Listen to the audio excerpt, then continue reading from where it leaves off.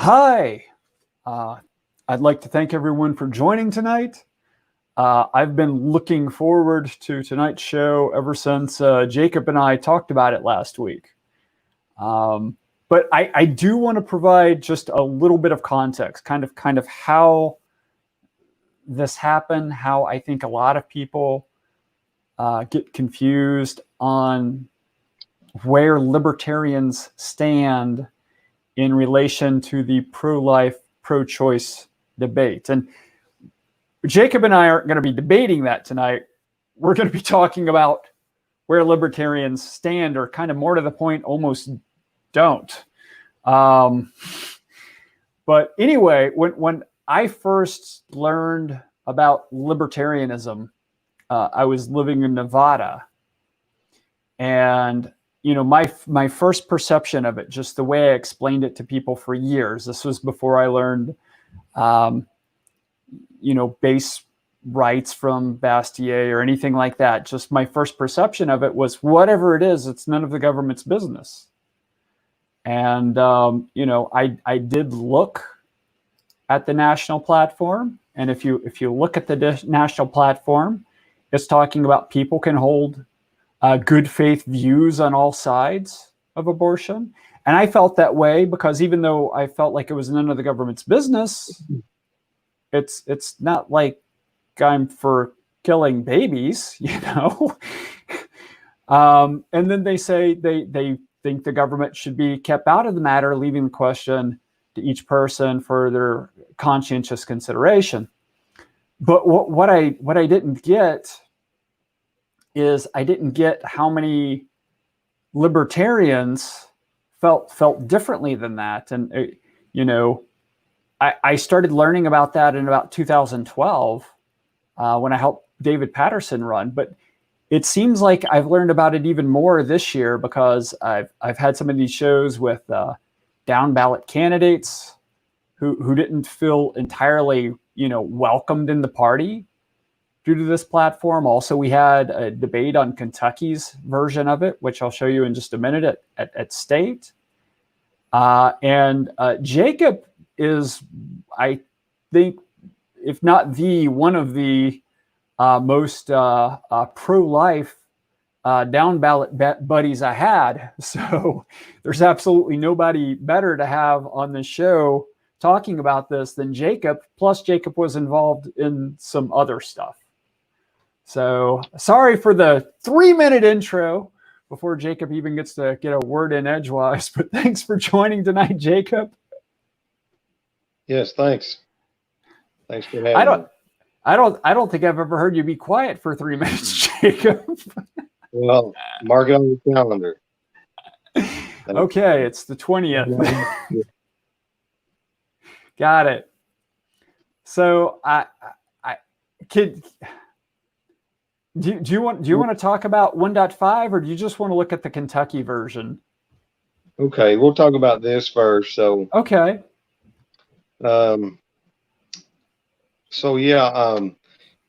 came from the Republican Party basically, and being pro-life, that's almost like the default you're expected to be. Sure. It is in the Republican Party. And your video went out, by the way, Rob. So you're almost expected to be default Republican if you're pro-life. But as you start to pay attention, and that's what is going on with a lot of people, they're not really paying a lot of attention. They're just listening to what is said and what is campaigned on. But the actions should speak louder than words. And, start watching what's really going on. And, there's some actual solutions out there that are good, on both sides of this issue.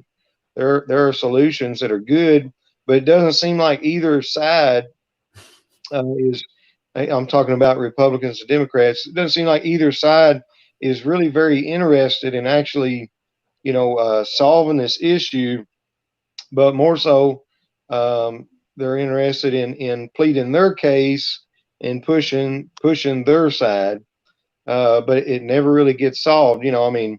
the so-called pro-life folks will, they'll still, at the end of the day in Congress, they're compromising. Sorry. At the end of the day, they're compromising for funding that, it ends up, there are certain amendments and acts in place to keep it from happening, but there's funding that ends up trickling down into abortion-related procedures and things. So, but anyway, right. And that's something I feel really strongly about with you. Is I mean, yeah, well, sure. And not just funding for funding's sake, but sometimes I tell a story about how terrible I felt paying my quarterly estimate after learning about use of white phosphorus in Fallujah. So, I empathize with how somebody who's extremely strong pro-life must feel if they happen to be thinking about something like that before they pay their taxes. And that's not right to force people to fund something they are ardently against. It's just not right. Right. So there's a lot of things about even the pro-life side of it. Let's see, what were we going to get into, Rob? We were going to talk about solutions. Well, I think we were going to talk about the Kentucky plank because I thought the point tonight was to make it clear that we're welcoming to both sides. And like you alluded to, man, I mean, the left and the right, they're just interested in calling each other wrong. You and I disagree on some of the finer points, but it's very easy for us to sit down and find a lot of area to work with because we're not so distracted screaming the other person's wrong. Let's talk about that. Let's lay down some scenarios, okay? Say tomorrow abortion is 100% illegal, and there's strict bans on any time a preborn is lost or terminated. I'm trying to word this right because I'm setting this up, so bear with me. Right. So there, on one end of the spectrum, you could have, if it was just so illegal, you could have a lady that say has had a miscarriage, and so now she's going to be investigated for murder. Mm-hmm. Now she's going to be investigated for this thing, and I don't know if you've ever known anybody that's gone through a miscarriage, mm-hmm. but that's enough to wear on them without having to also endure this other. Right. That's on one end of the spectrum. Your tragic case becomes a murder investigation. Sure. And so then on the other end of the spectrum, you have things like New York and like Kathy Tran in Virginia introduced a bill that would allow an abortion on the birthday as the birth is happening. They would be able to terminate the baby, and they go through the bill, and it wouldn't have to have any defects in itself. It would all be it could be just because of the mother's mental wellness, and the doctor doesn't even have to be a mental health professional. So theoretically, if the woman is deemed mentally unwell, it may be done against her will. So that's on the other end of the spectrum, and this isn't somebody. I'm sure somebody would be like, he's setting up a straw man or something. This is legislation that had been introduced last year in Virginia, HB 2491, if I'm remembering that right, Kathy Tran. So, my thing is like with the current National Libertarian Party abortion plank. Mm-hmm. So when you're looking at both ends of the spectrum there, how does it play with each of those scenarios?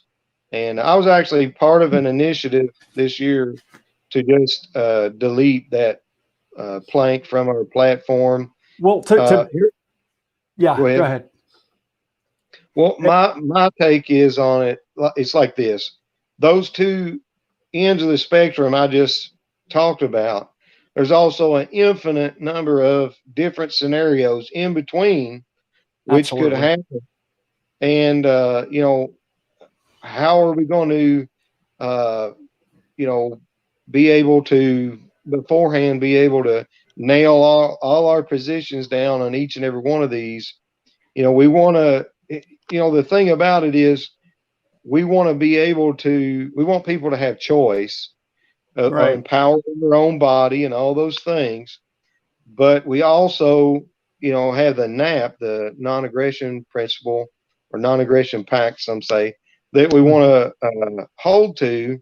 And so, you're looking at this child that, in a few minutes they're going to be born, but some lawmakers want to say that now it's okay to terminate them a few minutes before they're born. So, where do you stand on that? And you're not going to you're not going to have a lot of people that are going to have the same answer for that.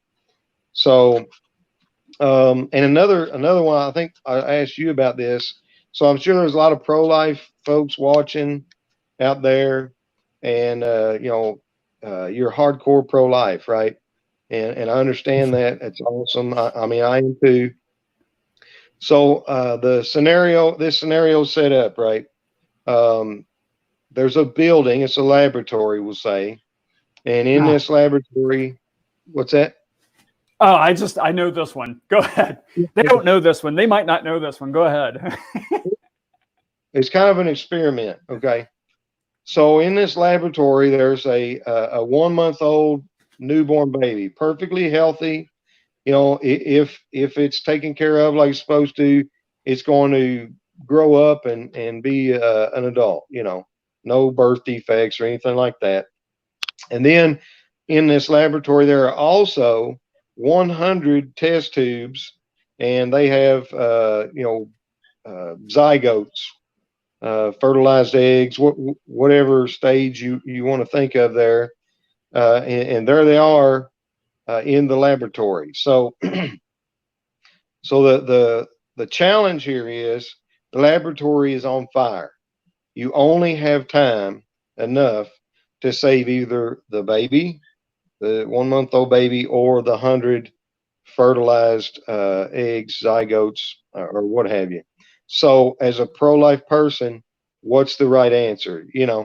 And somebody threw that at me, and I was like, man, I have to think about that. And people are going to have different answers to that. Mm-hmm. Hardcore pro-life people are going to have different answers to that. Some are going to say, well, 100 is more important than the one, Mm-hmm. and some might say otherwise. I looked at it like this. I said, I would have to say that I was pro chance in that scenario. The baby is already on its way, in the human life cycle, and the others are in a test tube, and they could stay in that state indefinitely until they expire or whatever. And so they don't technically have a chance in that state, without something else happening. So, but if you're hardcore pro-life and you're watching this, ask yourself that. Ask other pro-life people that. It'd be interesting, the different answers people come up with. But a lot of times people just look at me and go, "That's ridiculous," and that'll never happen, and they don't want to talk about it Right. because they know there'll be different opinions and things like that. And we got to get out of that mindset. You know, we have to. I think it's Mary Ruwart. We have to get to the place where we've made abortion obsolete. That's what we need to do. You know, Right. pro-life and pro-choice people ought to be able to find common ground in that, where Absolutely. abortion is no longer a necessary thing. You know, even the most pro-choice Or even a person. desirable thing Yeah, by right, anyone right. ever. Well, I mean, you know, there are complications you can have. There are severe infections a woman can get. It costs Mhm. money, or it should cost you money. You know, if I'm paying for it, then I really have a problem with it. You know, my taxes Well, and we're okay so with voluntary services, of course. we're okay with voluntary services. Um, so yeah, but there's all kinds of these different scenarios Mhm. that you may think you got an answer to, but folks really need to look at how to make it obsolete. Yeah. You There, know, if there, you're are, going to there are circumstances where I would be willing to pay for it, but there's no circumstance where I'm willing to force you to pay for it. right, right. So you know, with the first two, well, yeah, with the first two kids we had, um, especially the first child. Well, I wasn't supposed to say it like that, was I? We talked about that. I done ruined it. But so the doctor comes in. You know, it took us over a year to be able to have a kid. We were told we'd never be able to have kids, but the doctor comes in. We had finally, you know, got pregnant, and it was already rough. But the doctor comes in at one point, and I want to say maybe she was like 2 or 3 months along, and maybe something like that. And so he comes in and he says, "Well, you know, it's too dangerous. You know, if you go on, it'll probably kill the mother and the child both. And you know, we're just destroyed. And Mhm. you know, at that point, we're faced with a decision. You know, he didn't say, "Here's what I'm going to do. Lay down. You have no choice," or anything like that. At that Right. point, we're faced with a decision. You know, so uh, we had to make a choice. You know, I really I just kind of sat back and said, you know, what do you want to do? Asking my wife, but we ultimately come to the same choice, and we were going to risk it. You know, well, some people, you know, we have. I've got a huge family, and we're all hardcore church going people. Nobody's perfect. I'm not saying that, but you know, I have a lot of family to lean on, and church family. You know, everybody's praying for us and all these things, but you know, not everyone has that, and that's unfortunate. And so, you know, if it's going to kill the woman, uh, you know, my thoughts are, you know, I'm going to put it in the hands of God. That sounds crazy to a lot of people, I'm sure, but not everyone has that. Uh, that they would do it. It might not be the choice they made, but regardless, back to the story, we made a decision to. He said, "I don't do abortions, but I would deliver the fetus," which was, and he was really cold about it. The TV was on. He was watching Thunder over Louisville. He wouldn't even look at us, you know. Mhm. But so we get a different doctor, and the doctor says, you know, it's high risk. It's going to be rough, but we'll do our best. And anyway, he'll be 18 in October. You know, perfectly healthy. But not all the stories end that way. I'm not going to try to pretend that all stories end that way. You know, sometimes people go ahead and risk it, and they end up costing them their life. So, um, you know, the medical science has advanced in so many other areas so Right. much. I can't help but think there'd be a day when abortion is obsolete. No, that's But Matthew, right? Did I get his name what's right? it? That's No, Matthew. No, Corbin is my oldest Corbin. son. Corbin. Yeah, yeah. And And then Corbin's awesome. I've met Corbin. he is So awesome. yeah, I mean, I mean that's one of those stories where you know, at the beginning of the story, it's like, oh, that's unfortunate, but um, you know, a lot of us, it's like, yeah, we can't, you know, risk that. We wouldn't want to risk wives. We wouldn't want our wives risking themselves. But then you hear the story and how it turned out, and it's like, okay, so I would have been wrong. We skipped. I got distracted. It's my fault. I was looking at the screen with the banners, and we had a couple of comments on your thought experiment. Joe Hunter thought that was a wild thought experiment. Chloe, Chloe, I've been kind of messaging back and forth with for the last month, and she was one of the people that sort of inspired me to have this episode. So she's saying it's a false premise. That is not the choice you have to make with abortions, right? Keeping one baby alive is not purposefully killing another child. That's absolutely true, but I don't think that's the point to the thought experiment. The point to the thought experiment is to challenge you to see if you really think all lives are equal. In other words, is a baby, on the day it's born, any more of a life than a zygote or in a test tube? Yeah, it's more to just test, how people who think they're very similar on this issue, how they might come up with a little different answer, or if it's the same answer, it might be for a different reason, Right. But yeah, like answering that thought experiment does not give you the answer to pro-life versus pro-choice at all.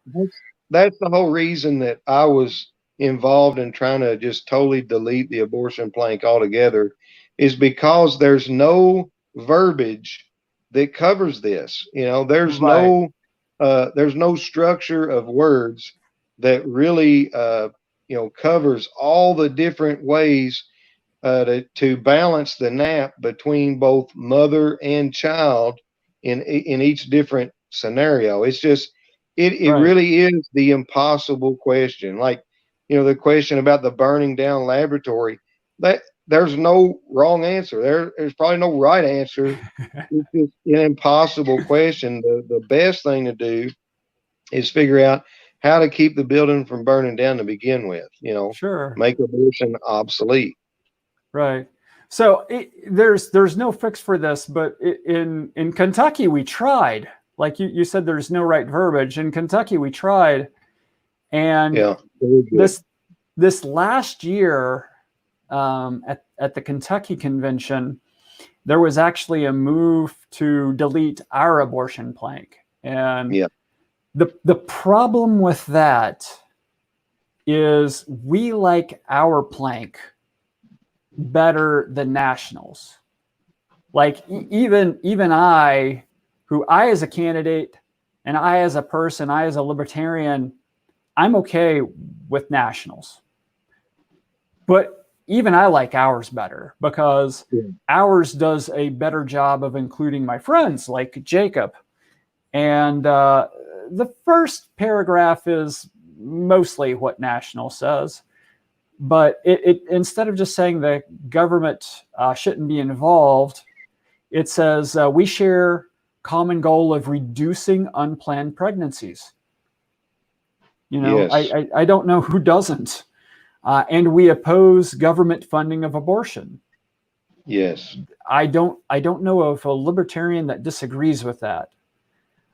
We encourage voluntary efforts for age-appropriate reproduction education. And this sounds crazy, but I've been into that since I was like in 3rd or 4th grade, because there was a Surgeon General, I think it was Everett C. Koop, and his stance was you should just teach it like another aspect of science. You teach the circulatory system, you teach the respiratory system, you teach the digestive system, you teach the reproductive system, it's just another one. And I got interested in biology when I was like 5 years old due to my grandfather dying of cancer. So when I was very young, I read stuff like that. I knew more biology when I was in 3rd grade than I do now. But so, to me, it was just a very serious study. Now, maybe that's a little young. But I think it was okay for me because that's the approach I took. For me, it wasn't a dirty thing. It was just another system. And then finally, call for the removal of government-imposed barriers to adoption and contraception. Yes. Absolutely. And this is one of those funny things. I don't like either of the labels. Like I don't like applying either of the labels to anyone. But if I were going to have to pick one of those two labels for me, it'd be pro-choice. If I were going to have to pick one of those two labels for Jacob, it'd be pro-life. But yeah, when you really get down to it, we don't disagree on so many of the important things. You get into the nuts and bolts, we agree on a lot. But we would still like to get rid of 3.2, or at least some people would still like to get rid of 3.2. But we can't get rid of 3.2 because if we get rid of 3.2, then we default to Nationals 1.5. Right. And there was an effort to get rid of 1.5. So tell us about that effort, Jacob. Well, myself and let's see, Jacob Hornberger, Justin Amash. I mean, there's a handful of others. Brad Barron, James Toller, Randall Daniel. You know, there's loads of candidates we have that will tell you they are pro-life, and this national plank is kind of an albatross, you know, because with the current like environment, you know, with folks like Kathy Tran introducing what I think is just crazy and whacked out, you know, introducing that kind of legislation. So if we had to default to the national abortion plank, yeah, that would just, there's no way I could identify with that, you know. Right. And I've learned that. I didn't know it once upon a time, but I've learned that. Thanks. You helped. Yeah. And so, you know, what's going to be introduced that would make you cringe, you know, even identifying as pro-choice, what could they come up with that would make you even cringe? And then the way our national plank is set up, you know, we, you know, the default is just nothing or whatever the laws are in place. So basically, Kathy Tran's bill, basically, I think it was called the Repeal Act or something like that, that really sounds liberty, you know, Repeal Act. That sounds great. It really sounds liberty, but it actually put in place protections for doctors that would do things that they're really not certified to do, really not qualified to do, you know, government license or not. You know, if a doctor is making a call on somebody's mental health, then, you know, that person, what if they're not cognitive enough to, you know, consent, you know? So, I feel like we need to have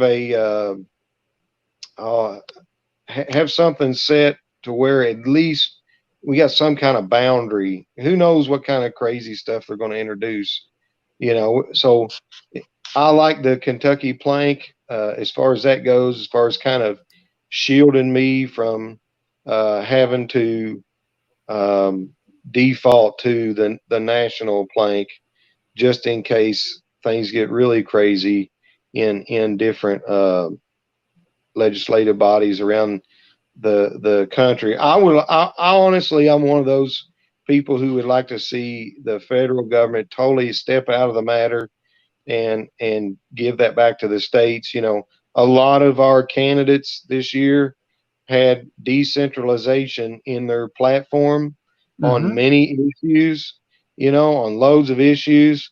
So, you know, I think this really fits that. You know, America is a special place. We're really diverse. There's diverse cultures. You hop in your car and drive 6 hours, and it's almost like you're in a different country. for the different, and I love that. I love Right. that, so it's no wonder that why decentralization would work better. But my campaign, if you go to my website, I list myself as Pro Life Plus.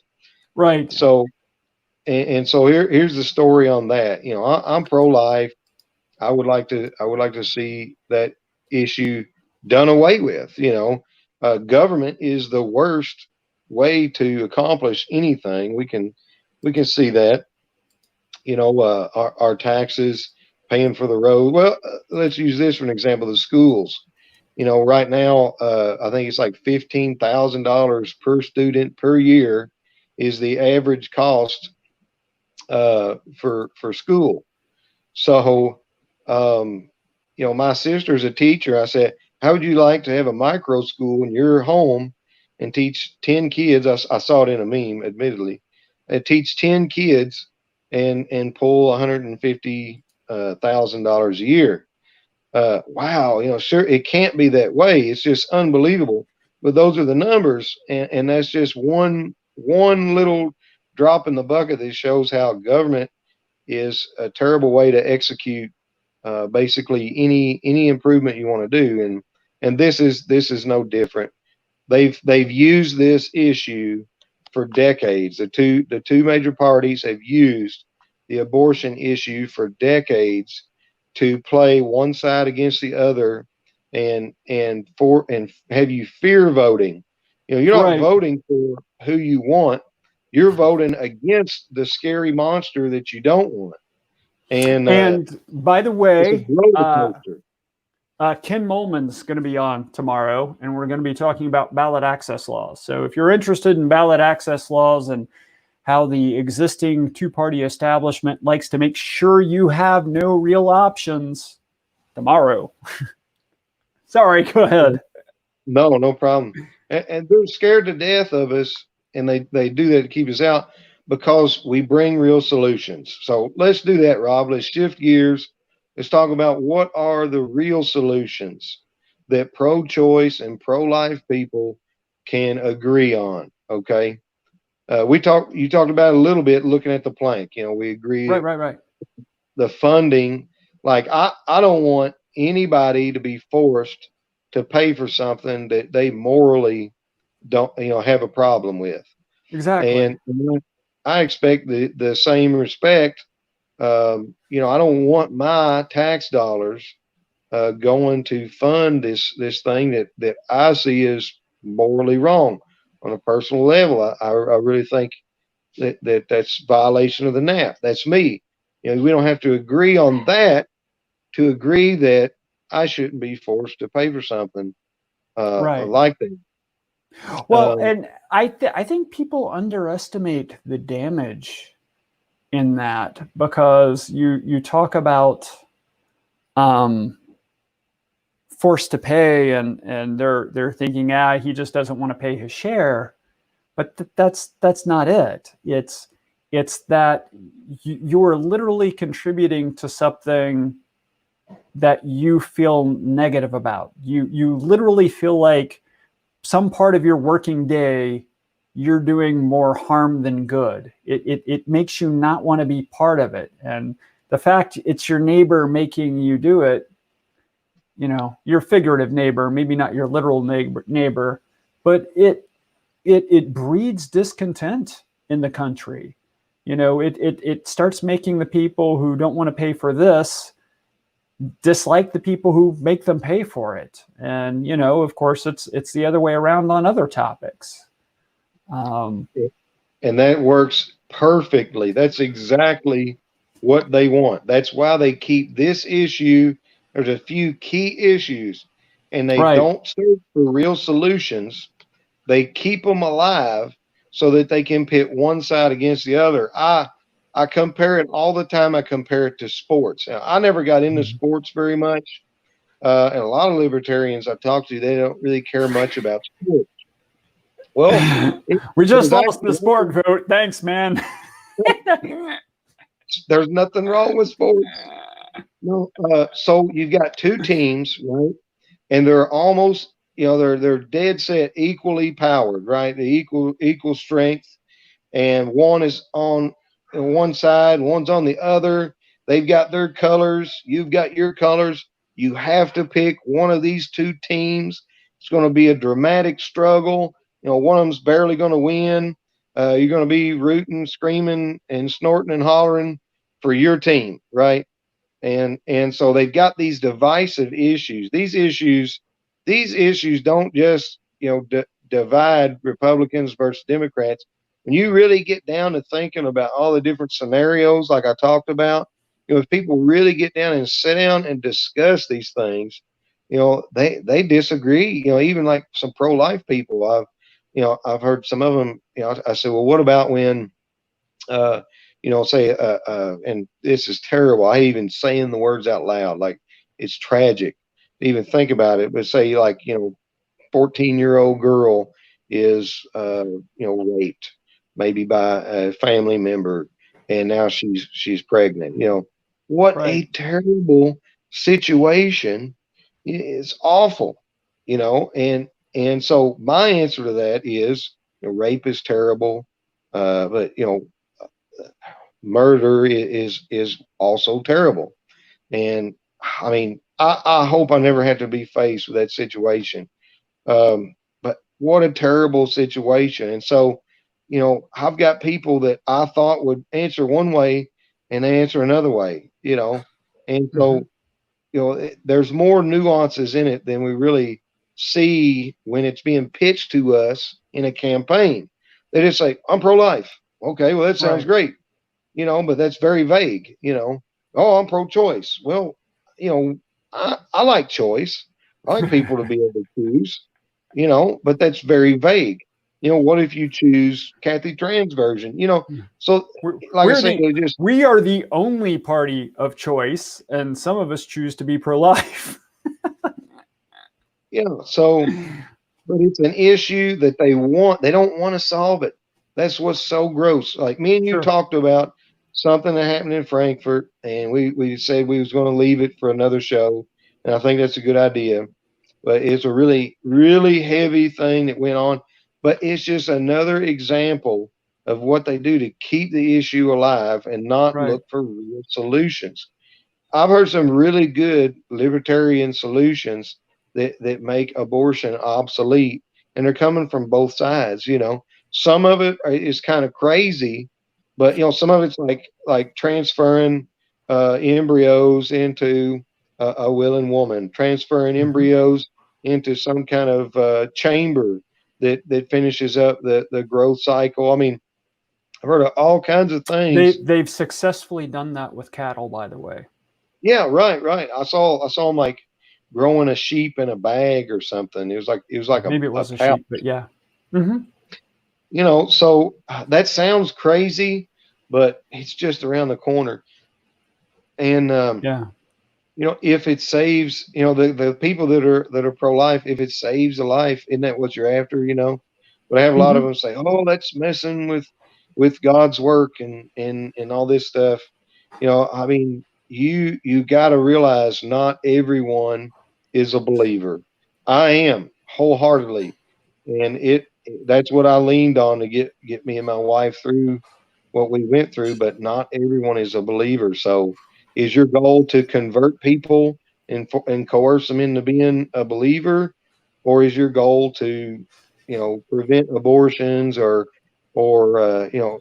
unwanted pregnancies? So, Yeah. part of my I know more people turned away from religion because people tried to force them in than I know people who were led there. It's just yeah, it's not the way to lead anyone to anything. I mean, religion isn't even the outstanding thing there. You just you got to show people the benefits. You can't just drag them. exactly.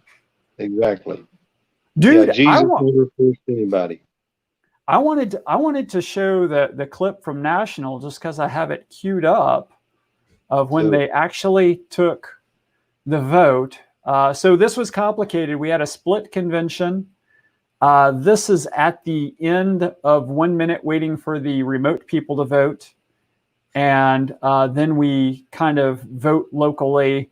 And that's the acting chair there, Alex Merced. He sorts out what happened. So let's watch that real quick. We have finished online, sir. Okay. Can you hear that? All those in favor of deleting the abortion plank from the platform, rise.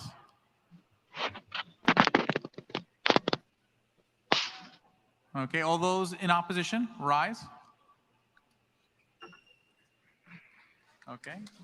Mr. Fishman, can you read me the results from online? 148 in favor of deletion, 230 against. It fails. I didn't even know. I call for division. Okay. If you No. Object. Okay, let me walk through the numbers. Okay. It was clearly not a majority online, and it was pretty dead split here. There's no way that got a majority in favor, so I'm going to rule that dilatory. But there's a couple of takeaways I want people to get from that.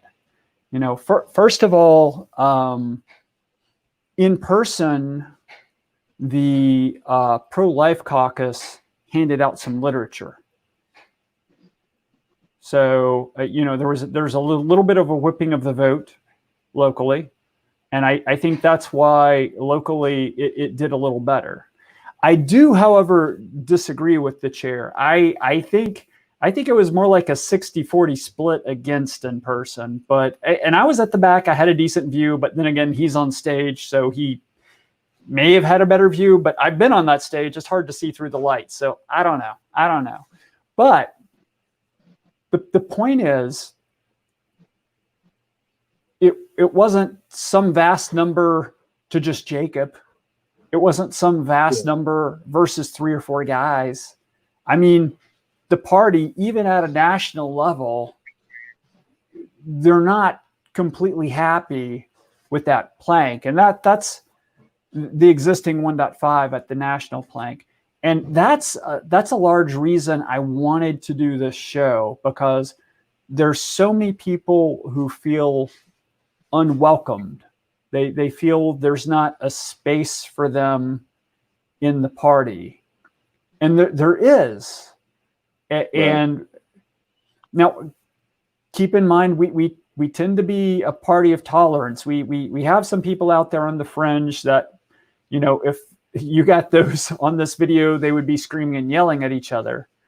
But for the most part, you know, you can have conversations, and you can even end up with fairly heated debates on the topic. But there's just not the vitriol that you get with the D's and the R's. That's not generally here, at least not on this topic. So, well, man, we've been at it for 43 minutes. Did we have something else we needed to cover? I mean, you know, besides, of course, donating to you. Oh yeah, please donate.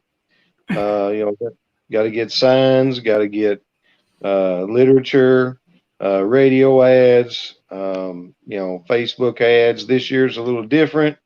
Can't really do as much in person, meeting people and things like that. You know, if things would calm down, I do plan to do some door knocking and take some precautions for folks who, you know, are, you know, wanting something like that. But, you know, please donate, and we want to try to get the word out. And Al Fieldhouse corrected me. Thanks for the correction there. He says it was the Libertarian Party abolished the Plank Caucus that spread around the literature. So they probably had an impact. Maybe they didn't get that out to the online people. But so thank you for that caucus's work. And but you know, you're in a two-way race, right, Jacob? Yeah, I'm in a two-way race. There's no Democrat, just me and a lady that had won the seat in a special election last November. And you know, seems like a great person, but to be honest with you, has made some bad votes. Voted for more taxes on the local level, county, city, municipality. She voted for that, and then voted for a $35 million bailout to U of L that they don't have to pay back. And I had a person ask me, well, was that during the COVID crisis? And no, this was before any of that, in about February. $35 million giveaway that they don't have to pay back. So, these are the kind of things that go on all the time. That's nothing. I mean, it happens all the time, all across our country. Our money is being confiscated and redistributed, and we're only told a portion of where it goes, and a lot of people are just so trusting. I was at one time, just so trusting that they would do the right thing with it. But part of my campaign is I want to get in there and I want to make all these things known. This should not happen under the taxpayers' nose without them knowing about it. These representatives, that did this, give this money away, and there's all these people across our state going without unemployment, and all this crisis, but we gave $35 million to U of L. All these representatives across the state, they need to be held accountable and answer for that. Now you can go to Legiscan, Legiscan Kentucky. Well, just search Legiscan, Legiscan, in Kentucky, and you can go there and you can search all this stuff. You can find out how your representative voted on a certain bill, or what they've been doing, what they've been authoring. But folks, pay attention to how they vote, not how they campaign. Absolutely. These things are happening right under our nose, and I'm tired of it. And I make a promise that I'll make it to Frankfurt. These things will be known. I'll make sure that the voters know. Here's what they're trying to do. They're trying to give your money away, your hard-earned money, while our district is listed in poverty status, and they're trying to give money away to big corporations that charge thousands of dollars per person in tuition and should be able to pay their own bills. Right. Well, man, thanks for joining and helping me out with this. I do want to pimp one more thing, just because I like the guy so incredibly much. I can't find it. That's fine. I'll just share the entire screen. There we go. This guy's awesome. I really love this guy. So if after you get done donating to Jacob, you want to donate to this guy, you can donate to him too. He's running for Congress for Kentucky's 2nd District. He's there to, provide choice, and he's spending a lot of time working with his down ballot candidates to try to get word out there in general, working with up ballot candidates, working with everybody he can. So throw that guy some money. Plus, hey, Rob, let me ask you something now. Your opponent, the incumbent, he ran in 2010. right. He ran on term limits. Yeah. Right? Yeah, and he's stuck with, wait, I see where you're going. What happened to that? I don't know. I tell you honestly, I tend to be a let the voters decide person, not so much a hardcore term limit person, but I wish the voters would decide to get rid of them a little more often. And on the flip side, I've worked my life as a consultant, and 2 years for me is a long gig. I imagine even if you guys were just screaming and yelling for me to stay in office, 6 would be about my limit in terms of years. So three, I can't imagine me wanting more than 3. I'm not real sure I'd want more than 1 term, but I'm willing to do the job. And if you send me there, I will do the living heck out of it, because I'm one of those person. I don't actually do anything. I overdo things. It's just the way I'm wired. But thanks again for joining me. I hope we answered a few questions out there. What I really hope is, we helped libertarians on both ends of the pro-life, pro-choice spectrum understand that there's room for all of us. That the one thing is, you kind of got to be a little understanding that not everybody thinks like you. You got to understand that part of there being space from everybody is you got to leave space for everybody. So there you go. But I hope everybody, or as many people as possible, feel welcome. That's probably the one place people can disagree with me on this particular issue. If you think this is a black and white simple issue and there's no nuance to it, you are fundamentally the person I disagree with. Everybody else, yeah, we're kind of on the same page. All right. Well, we've gone on long enough. Thanks again for joining me tonight, Jacob. Thank you to everybody for tuning in. Let us know if you have any follow-up questions. If Jacob doesn't see them, I'll kind of add them on Facebook. Hey, Jacob, answer this one. Have a great night. Bye-bye.